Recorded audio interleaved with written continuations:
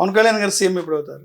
చంద్రబాబు గారు 30 ఏళ్ల పాటు మేము అధికారంలో ఉంటాము, చంద్రబాబు గారే ముఖ్యమంత్రి అని చెప్పి అంటారు పదే పదే.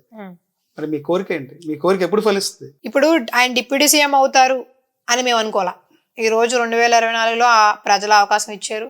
మా ముఖ్యమంత్రి గారు కూడా దాన్ని ఆమోదించారు డిప్యూటీ సీఎం అంటే. రేపు అలానే 2024 ఎన్నికల్లో ఎలా 29లో ఏ రకంగా ఉండబోతుంది ఏంటనేది మళ్ళీ ప్రజలు నిర్ణయిస్తారు. ఈ పరిపాలన చూసి, ఈ పాలన చూసి తెలుగుదేశం పార్టీ చంద్రబాబు గారే ముఖ్యమంత్రిగా ఉన్న 20 సంవత్సరాలు నేను ఆయన దగ్గర ఇంకా నేర్చుకోవాల్సింది చాలా ఉందనేది పవన్ కళ్యాణ్ గారు పదే పదే చెప్తున్నారు.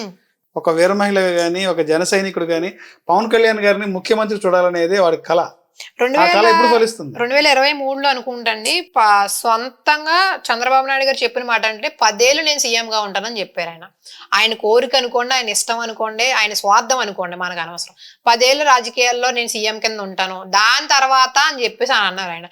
ఆ విషయం కళ్యాణ్ గారికి కూడా ఇష్టపడితే మాకు ఇష్టమే. ఇప్పుడు వరకు కూటమి కలిసే ఉంటుందని నమ్మకం ఉందా? ఇప్పటికే అయిపోయింది కదండి, ఈ అవకాశం అయిపోయింది. 2029 అవకాశం కూడా బహుశా ఆయన ఇష్టపడి కూటమితో పాటు ఓకే అని ఆయన ఇస్తే మేము దానికి కూడా వేచి చూడటానికి మా పార్టీ నాయకులందరూ కూడా సిద్ధమే. అప్పటి వరకు కూటమి కలిసే ఉంటుందని నమ్మకం ఉందా మీకు? కూటమి అంటే వాళ్ళిద్దరూ కలిసి ఉంటే కూటమి కలిసి ఉంటాయి. కార్యకర్తలు ఇబ్బందులు పడి నలిగిపోవటం అనేది పార్టీలో ఉంటది.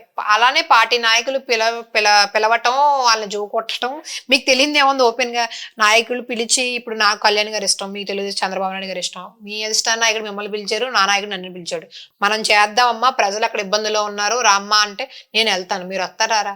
వస్తారు. అక్కడ జరిగేది అదే. వాళ్ళిద్దరు బాండింగ్ బాగుంటే ఆటోమేటిక్ గా రాష్ట్రం బాగుంటది. 5 సంవత్సరాల్లో రాష్ట్రం ఏంటి, ఎలా జరుగుతుంది, అసలు బెస్టా ఏంటి, ప్రజలు అనుకున్నట్టుగా ఈ ఈ యొక్క ఎలయన్స్ అనేది వర్కౌట్ అవుతుందా లేదా అనేది 5 సంవత్సరాల్లో తెలుస్తుంది. దాన్ని బట్టి ముందున్న ఎన్నికల్లో, రానున్న ఎన్నికల్లో సంగతి ఆలోచించాలి.